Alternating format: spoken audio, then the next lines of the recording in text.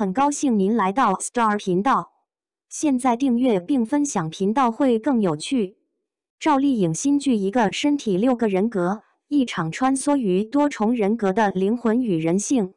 2025年的国产剧市场，在短剧赛道不断升温的背景下，迎来了一部足以改写国产悬疑剧格局的高概念力作《在人间》。这部由赵丽颖、尹昉主演、徐冰执导的悬疑科幻剧，以多重人格为核心设定，结合虚拟与现实交织的叙事结构、哲学意味浓厚的剧情设定以及电影级别的视听语言，自预告发布以来便引发巨大关注。预告片播放量突破5亿次，未播先火。剧集共8集，体量虽短，但信息密度极高，情节紧凑无注水，节奏张弛有度，被网友誉为国产烧脑剧的新天花板。而最引人注目的，莫过于赵丽颖在剧中一人分饰多面人格的极限表演。她所饰演的贾小朵，不仅是徐天6重人格中的一个副人格，更是整部剧集的情感核心和精神坐标。在人间的故事建立在一个极具颠覆性的设定之上，表面上是一名普通网约车司机的徐天尹昉氏，其实是一位多重人格障碍的患者，脑海中存在6个副人格，而赵丽颖饰演的贾小朵便是其中之一。作为一名副人格，贾小朵原本以为自己的存在是为了帮助主人格清除其他人格，恢复精神统一。然而随着剧情的推进，她逐渐发现自己不仅不是真正的清醒者，反而是必须被消除的冗余人格。这种反转式设定引发了剧中最核心的问题：如果我是伪造的意识，我存在的意义又是什么？这不仅是贾小朵的困境，也是现代人精神分裂与身份焦虑的集中写照。贾小朵在剧中不只是一个人格，她是我们每一个人面对生活压力时选择隐藏的那个自我。她是真实人格中最柔软、最纯净，也最不被允许存在的部分。正是这个角色撑起了整部剧最重要的情感张力和哲学深度。在人间中的6重人格设定被具象化为6位拥有独立性格、行为逻辑和情感动机的人物，每一位都代表着现代社会中某种被切割、被压抑的心理面向。张一山饰演的王阳明是一个玩世不恭的街头混混，暴力、放纵，体现了男性社会中的反叛人格。周一围饰演的石一本则是一位极度偏执的程序员，其沉默、敏感和焦虑正是当代职场人高压下精神失衡的缩影。创伤少女代表童年受虐的记忆，圆滑的医生则是那种在社会中习惯讨好、维持秩序的人格，而贾小朵则是善良、理性与脆弱交织的复合体。每一个副人格都不只是角色，更像是人性的一种剖面图，他们在虚拟空间中互相争斗，试图存活，实则象征了现实社会中个体在不同社会身份之间撕裂与挣扎的心理状态。赵丽颖在人间中完成了一次职业生涯的重大突破。贾小朵这个角色远远不是一个人格那么简单，而是需要演员在同一人物身体中演出性格、情绪乃至认知层级的错位与重组。这种表演挑战不仅要求高度的控制力与爆发力，更考验演员对人性深层次的理解与转化。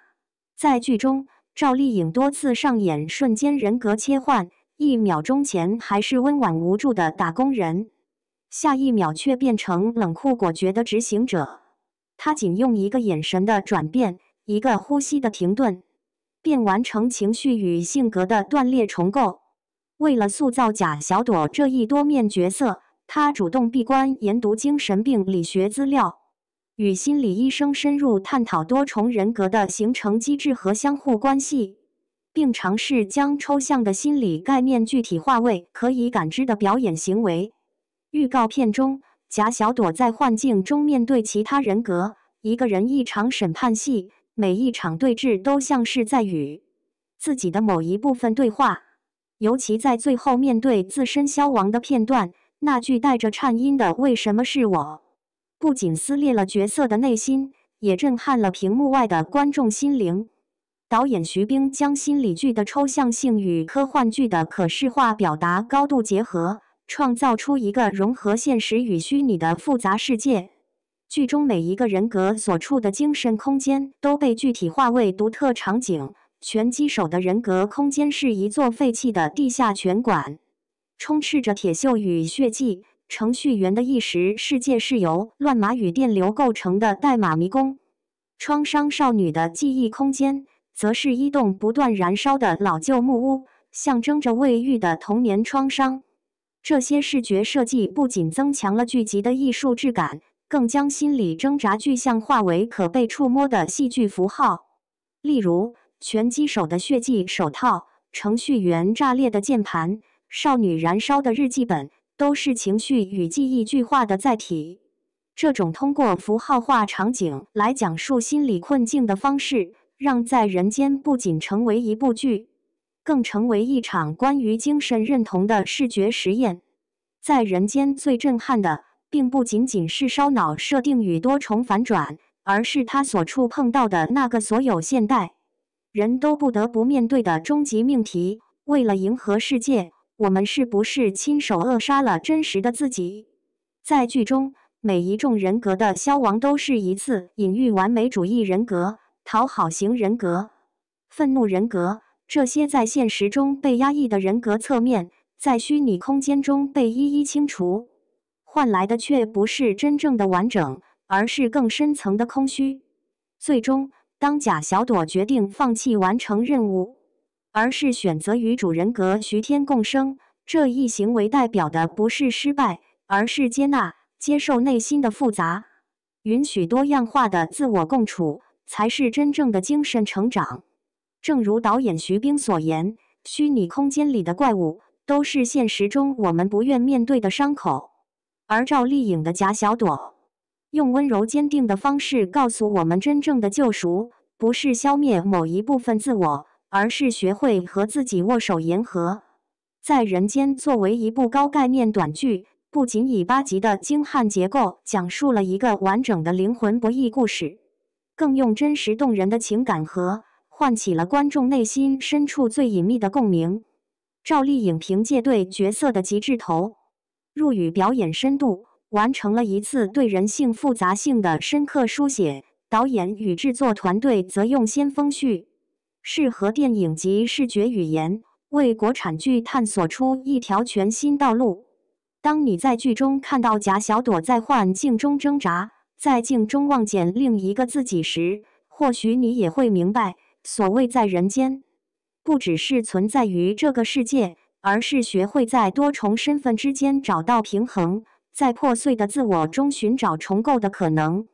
那一刻，屏幕中的赵丽颖不再只是贾小朵，而是我们每一个曾经怀疑、逃避、挣扎过的自己。